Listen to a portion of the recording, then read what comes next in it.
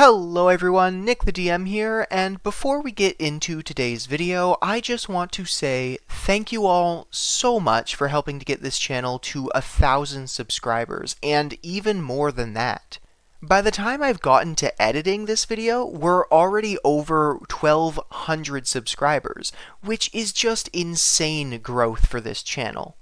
So, to thank you all and to celebrate this occasion, I've made this special video on a somewhat strange topic for Dungeons & Dragons. So, let's make a sandwich. As some of you may know, I've been reading through the Forgotten Realms novels and doing the occasional review, which I hope to do more of soon, but I digress. In the novel Elminster in Hell, there is a scene in which Elminster is entertaining the great Lady Calibrista, the director of a magic finishing school, and 4 of her finest students. While Calibrista attempts to persuade Elminster into examining and hopefully approving of her students, Elminster serves them, quote, succulent sandwiches, end quote, which is what we're making today. Starting with the bread, we don't get much information, so I just went with a simple white bread recipe. However, one aspect of the bread is that it has a, quote, egg-glazed crust, end quote, as said by Leo? Leo? I don't know how you say his name, and I can't really find anything on it. He's Elminster's scribe, and he's the one who baked the bread. This is important. You absolutely must have the egg-glazed crust. I did look into the difference between an egg glaze and an egg wash, but most people use them interchangeably. The only difference I found was that an egg glaze sometimes was said to contain less or no water, so I just used a single egg and brushed it on top of my dough. While the bread is baking, we can make the second part of the meal. Elminster didn't just serve the sandwiches, he also provided a pitcher of, quote, a little light berry cordial, end quote. Now, I had no idea what cordial was, so I had to do some research. In my research, I found that cordial is a name that covers a variety of drinks, depending on whereabouts in the world it's used.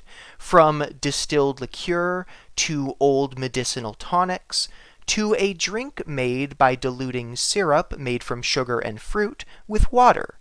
The latter option is what I believe that Elminster served, and it's also the only one I could make. The syrup is made by mixing equal parts by weight, fruit, and sugar. I have 200 grams of mixed berries, that's strawberries, blackberries, blueberries, and raspberries, and 200 grams of honey instead of sugar because I like honey and thought it would thicken the syrup nicely. Then I added water just until it reached the top of the berries in the saucepan, and I made the mistake of setting it on low. You need this to boil to reduce, so after an hour of being foolish, I cranked the stove up to high and just watched. The syrup is done when it thickens slightly, like the consistency of pure maple syrup. The batch I made thickened quite a bit more when I put it in the fridge afterwards, any of the excess I didn't use, so it's now sitting there almost like a jelly. Once the syrup is done, simply strain the berries out and use them for another dish, or just eat them like I did. And that is our cordial syrup.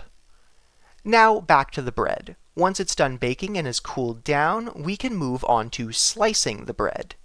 Remember that special egg-glazed crust? Well, Elminster likes to cut that off his sandwich. As we can read in the novel, quote, cutting my perfectly good egg-glazed crust off bread sliced so thin I can spit through it? What idiotic sort of folk do that? I could spit through it as a mere supposition, I hope, Elminster said reprovingly, one eyebrow lifting. Could and did, Leo told him. I had to try it, once I thought of it. Elminster emitted a sort of incredulous eep, and looked down at the neat piles of crustless sandwiches on the plate before him. End quote. Which brings me to my next point, slicing the bread thinly. As you can see in the video in front of you, I made the mistake of not putting my dough in a loaf pan because I was worried about it sticking, and I ended up with something resembling a focaccia rather than a typical loaf of white bread. So I struggled to slice the bread thinly. Not to mention, the interior of the bread was as soft as an elf's footsteps, which added to the difficulty in slicing. And no, I didn't attempt Leheo's spit test because I'm not a monster. Now for the toppings. These tasty little tea sandwiches contain only the finest ingredients. Quote, "Snail, great lady," Elminster said with the sweetest of smiles, "laced with a green paste made from only the largest tree slugs of the forest around us, garnished with pepper and lemon squeezings, of course." End quote. That shouldn't be too hard. Just stay still. Alright, perfect. Now to find some Shadowdale slug paste. Oh, what a coincidence. And, as I'm learning just now, I forgot to record myself sprinkling lemon juice and pepper atop my sandwiches. Well done, me. And there we have it, Elminster's snail and slug paste sandwiches. Oh, right, I almost forgot to drop the illusion.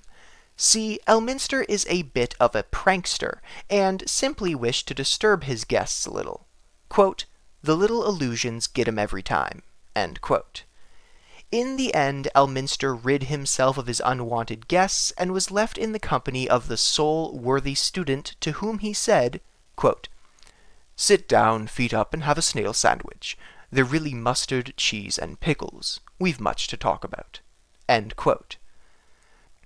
So, to our thin, crustless bread slices, we add a thin layer of mustard, some pickle slices, and cheese. The type of cheese isn't specified, so I went with extra old cheddar. Now, with our sandwich really built, we just need to fix our cordial. A bit of the syrup in a glass, just a little, it is a light berry cordial after all, and then we add water and stir.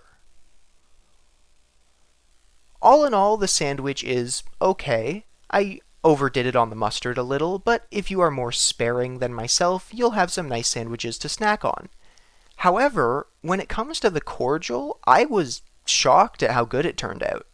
It was refreshingly sweet, had a nice berry flavor, and wasn't overwhelmingly strong, which is to say it doesn't hit you the same as normal fruit juices do.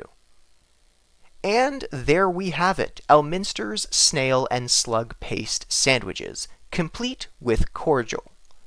I know this isn't my usual type of video, and based on the difficulties I had with camera setup and lighting, I probably won't do this again anytime soon.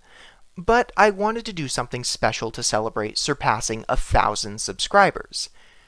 Again, I just want to thank you all for showing your support, and also for all the positive comments you leave on my videos, despite my inconsistent upload schedule. With that said, thank you all so much for watching, and I hope to see you next time. Bye.